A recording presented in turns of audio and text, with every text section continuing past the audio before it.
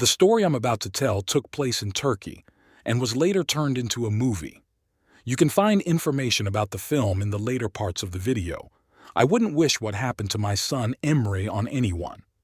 In 2000, he won a place at Istanbul University and moved from Ankara to Istanbul. After spending his first few weeks in a state dormitory, he told us he wanted to rent a house. According to him, he had posted notices on the school walls, and two young boys who had just started university like him contacted him, and they started looking for a house together. When he called us to say they had found a reasonably priced house in Fatih within a week, I could sense the excitement in his voice, both to not be too much of a burden and because he would have a private home life. That's when his life slowly began to change. By the time we noticed, it was too late. I will now share with you the next part of the events from Imre's diary. Diary notes. Date, November 20th, 2000. Ali and Mehmet and I finally found a house with reasonable rent. We are slowly settling in our stuff, but there's something odd. The house, having undergone several renovations, is roughly 90 years old. The landlord told us that one of the rooms was locked and that we should not enter it because it contained private items belonging to the family. We agreed. They must have stored items there that are not valuable but hold sentimental value, like old sofas and armchairs. Diary notes. Date, December 3rd, 2000. So far, I have no issues with my roommates.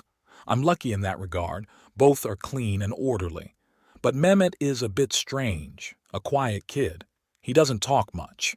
When he comes home, he usually locks himself in his room and either prays or I see him reading the Quran. When my girlfriend visits, he definitely stays in his room until she leaves. Ali's girlfriend also comes over from time to time. We all eat together, go out somewhere, but Mehmet never shows up when the girls are around. Diary notes. Date, January 7th, 2001. My God, we woke up in fear today. We jumped out of our beds at Ali screaming. The place was a mess. All of our rooms and the living room were trashed. It seems that a thief who entered our house late at night couldn't find anything and took out their frustration like this. But the strange thing is, when we called the police, they couldn't find any signs of forced entry or any traces other than ours. It seems the thieves wore gloves and easily opened the door. This incident really upset me. What if one of us had woken up and encountered the thieves? People who could trash a place like this wouldn't hesitate to kill someone. Diary notes. Date, February 10th, 2001. My God, I don't know what's happening, but the house was ransacked again yesterday. When we woke up, no one could speak. Chairs, tables, everything was turned upside down and left that way. Either someone in this neighborhood doesn't want students around, or Emre left 3 dots in this part of his diary. What he thought, what was going through his mind, is still unknown. We changed the door of the house and renewed the locks. There's fear in all of us. I think for a while, Ali, Mehmet, and I will stay in the same room. You feel safer when you sleep with others. Diary notes. Date, February 13th, 2001. I'm about to go crazy. This morning, someone broke the window of the room we were sleeping in. We woke up to flying glass shards. There was no one outside. The neighbors are all elderly people. In the afternoon, we went to talk to our landlord, Semil Abi, and told him what happened. He said that the previous tenants had experienced the same things. These things happen in the neighborhood from time to time. They continue for a while and then stop. Keep your spirits up, he said. It's clear that now it's our turn to experience these events. And now we understand why the rent was so cheap. While staying in the same room with my 3 friends, I woke up to the sound of ticking inside. I immediately woke up Ali and Mehmet.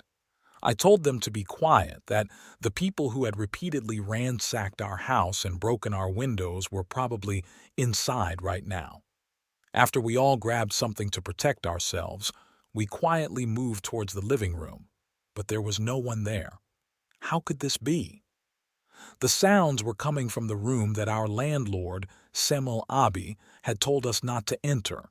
We should have opened that door to see what was going on, but none of us had the key. I said I was about to go crazy, that I would break down this door. Mehmet and I charged at the door together and broke the lock to get inside. My God, the room was empty. There was just a chair and a very old, bloodied military uniform placed on it. None of us slept until morning that night. Early in the morning, we called Semel Abi to say we wanted to talk and went to see him. I told him everything that had happened. He had no right to be angry. Anyone in our place would have broken down that door and entered. After listening to us, Semel Abi was silent for a while and then said, "Look, young men, that house was left to me by my grandfather, and I couldn't spend even one night there. That uniform you saw belongs to a soldier who was martyred in the Battle of Sanakal. There is also a shrine under the house.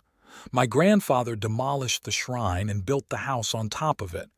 But it was not meant for any of us to stay there. My grandfather, after seeing the martyr's bloody uniform on his first night in the house, couldn't believe it. But after experiencing the same things you did, he left the uniform on a chair, locked that room, and swore never to enter the house again." He asked, "Now tell me, was a sin committed there?" At that moment, Mehmet looked at Ali and me. Both of us, especially in the early days when we first moved in, had spent a lot of time at home with our girlfriends, and now it was clear. We had disturbed the martyr. Mehmet, Ali, and I left Semel Abi's side and returned home. We thought silently all the way, trying to understand the strangeness of what we had experienced. When we entered, the sight that greeted us made our hair stand on end. The martyr's uniform was just sitting on the chair in the middle of the living room looking at us. My God, how could this bloody uniform have come to the living room by itself? Mehmet started crying with fear. I turned pale, my hands trembling, and I collapsed where I stood. Date: March 16th, 2001. Perhaps if we correct ourselves, these events will stop. So today I decided to go to Friday prayers with my friends. It was the first time in a long time that I had entered a mosque. My only wish was for the nightmare-like events we experienced to end. After leaving the mosque, we also visited someone Semel Abi wanted us to meet, someone who understood these events. The man's name was Hachi Mustafa, a very interesting person. He told us that in places where sins have been committed, some spirits or other beings from another realm may be disturbed, and that we were actually being warned by that martyr, that we were actually lucky. Frankly, I was very impressed by what he said. April 12, 2001. For weeks on end, all three of us have been praying. I also never missed the talks given by Hachi Mustafa, whom Semel Abi introduced us to. I'm with him 3 days a week. The place we go to for the talks is an old makeshift warehouse. And yesterday, I ended my relationship with my girlfriend. I think I'm on the right path. No notes were written in the diary for a long time after that. However, suspecting a change in their behavior after the breakup, the girlfriend called Imre's father and told him what had happened. The father describes the subsequent developments as follows. School was about to close. After his finals were over, I immediately called Emre to Ankara. I realized he was a bit confused. I thought maybe if he spent the summer vacation with us, he would pull himself together, but it didn't happen that way. He hardly ever left his room for months. He read books I didn't know where he got from and constantly scolded us, saying we were living in sin, that we were godless. October 2001. October 17th, 2001. Today, while I was on my way to Hachi Mustafa's talk, I saw people distributing free Bibles on the street. I couldn't allow this and, unable to restrain myself, I scattered the tables where the Bibles were lined up. I am proud of myself for doing this. I have carried out my first jihad. The police held me for a few hours and then released me. Though, what difference would it have made if they hadn't? October 25th, 2001. God grant me patience. For 3 days now, every time I open my eyes, I find the martyr's uniform hanging on the wall right in front of me in my room. No matter how many times I take it down and put it back in the room we've stored it in, I find it right in front of me again when I wake up in the morning. Ali and Mehmet couldn't have done it. They haven't returned from their hometowns yet. It feels like my brain is going to explode while I'm sleeping. What should I do? What? These lines were the last words written in Imre's diary.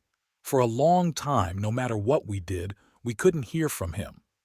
When we asked his roommates, they said he was going on a holiday to clear his mind. So, we waited. Until that day, while preparing breakfast, I suddenly heard my wife screaming. I ran to the kitchen. I was bewildered. Imre's photo was on the television.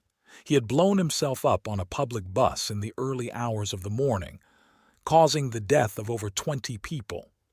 Before we could even come to terms with it, the police entered and we heard the bad news from them as well. How could such a thing happen? How could my son, who couldn't even harm an insect, commit such a heinous act? Our lives were ruined. We told the police the names of his roommates and what we knew about the landlord. A few months later, we learned that there were no records of any individuals named Ali, Mehmet, the landlord Shamil, or Hachi Mustafa. When the roommates were investigated, no students with those names could be found at the university either.